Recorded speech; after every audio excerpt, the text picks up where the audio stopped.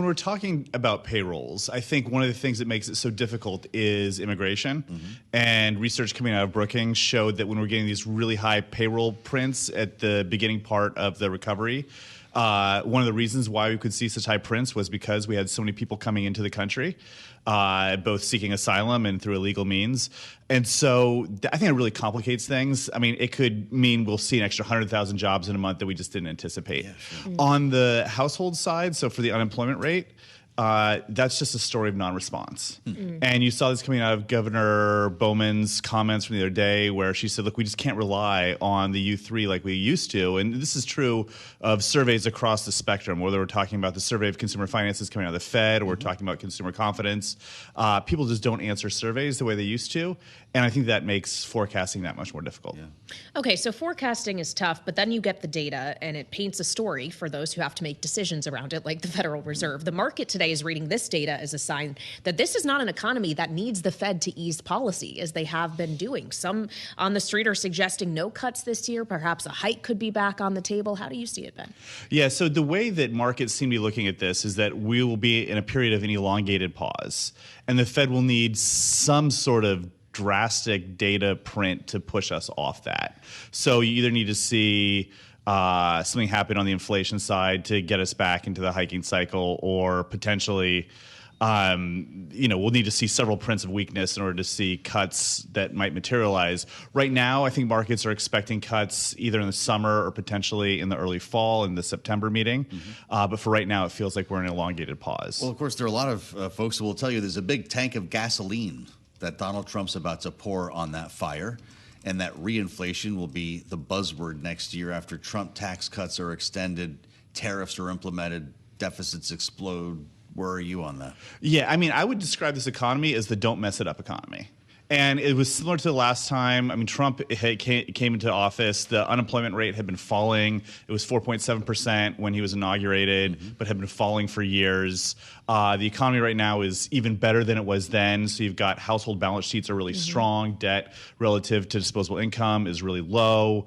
There is some bad news as far as transitions into delinquencies on credit cards. But you really have to squint in order to find any sort of story which suggests that the U.S. consumer is going to slow down anytime soon. And then you're seeing nearly a perfect labor market. I mean, we're seeing real wage gains. You've got plenty of jobs. You didn't have that type of imbalance like you saw in 2020 when they're just, we're just so many openings per worker. So we have this really strong, healthy labor market. And that means, my advice, not that Trump's asking for it, but it's like, just don't mess this up. And so there's real concerns around tariff policy. There's real concerns around over-borrowing through a reconciliation bill. And I think there's real concerns about being too strict on immigration policy and possibly seeing net out migration, which is something we haven't seen in my lifetime. Well, so as we consider this notion that maybe everything is just right and we're kind of in this Goldilocks phase right now, it doesn't seem, though, Trump necessarily agrees with that. He had a press conference in Mar-a-Lago earlier this week in which he said interest rates are far too high. And we actually asked the former House Financial Services Committee Chairman, Patrick McHenry, about that on this program earlier this week. This is what he told us. Mean tweets, that does not make monetary policy. And the Board of Governors at the Federal Reserve have long terms as Congress designed so they can have this longer term view. And I think Jay Powell's done a fabulous job as chair of the Fed. But this president will speak his mind publicly where other presidents privately complained. And that is a big distinction between now and what was then. So when we consider that distinction and this question of the independent operation of monetary policy setting in the United States for the Fed, what would it mean if the data is suggesting the Fed can stand pat, but the president of the United States is saying, no, interest rates need to go lower? Well, this has been in my mind in part because you saw President Carter's funeral yesterday and thinking about some of the lessons that came out of that administration. Volcker. And Volcker. I mean, so one of the lessons that came out with, look, if you want to fight inflation, the first, second, and third best thing to do is to appoint a credible Fed chair and let that chair do their job. And so, I think that a lot of people do worry about Fed independence under this administration, but that's something we'll probably not have to worry about until the middle part of 2026 when Powell's term is up.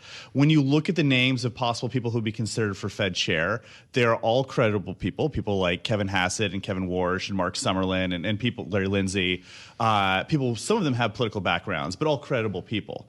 And so obviously, Donald Trump doesn't want to repeat some of the sins of the 1970s, the early part of the decade before Volcker. Nor does the Fed. Nor does the Fed. My sense is that you have to look at what Donald Trump does, not so much what he says. Whether you're talking about a trade war, or you're talking about a corporate tax cut. I mean, sometimes his bark is much worse than the fight. This is the seriously and literally thing. Oh, yes. I've heard that before. Well, yeah. you said something important. You referred to immigration, and we're still trying to get a sense of how serious or literal Donald Trump is about mass deportation. Let's say we close the border. Let's say this mass deportation takes place.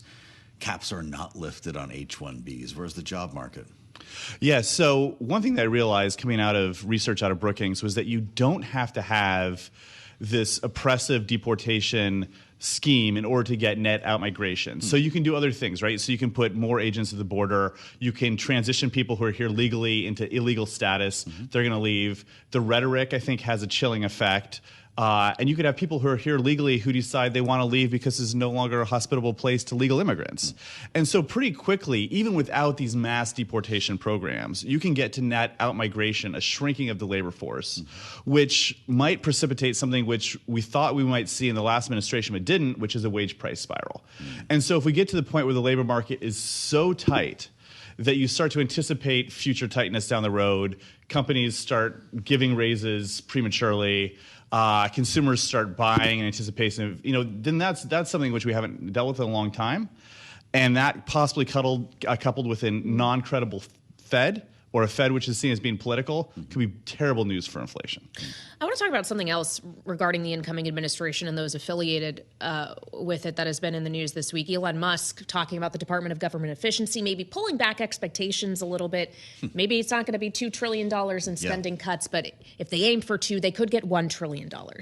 Even if we assume that level is achievable, $1 trillion is not an inconsequential amount of money. When they're talking about pulling back the scope and scale of the federal government, what would that actually do economically if that drastic kind of cut is implemented? Well, it depends on the nature of the cuts. And my guess is that based on the type of cuts they're considering, which is non-defense discretionary spending, which is a pretty small share of the overall federal budget, these are the type of things that, A, tend to make us a richer country. So investments in education, R&D, science spending, cancer research that improves health. I think that that's more or less just a hit on our national prosperity down the road. If they're talking about cuts to Medicare, to Social Security, that has serious implications for the well-being of retired households, but less so for the future prosperity of our country. This was the final jobs report while Joe Biden is in office. What should Donald Trump prepare for in the early phases of his administration? We'll get, I guess, what would technically be Joe Biden's last jobs report or partial month while he's in office. How do you come off data like this? Well, I mean, you're handed a terrific economy. And I would just encourage those who are in policymaking positions to move slowly.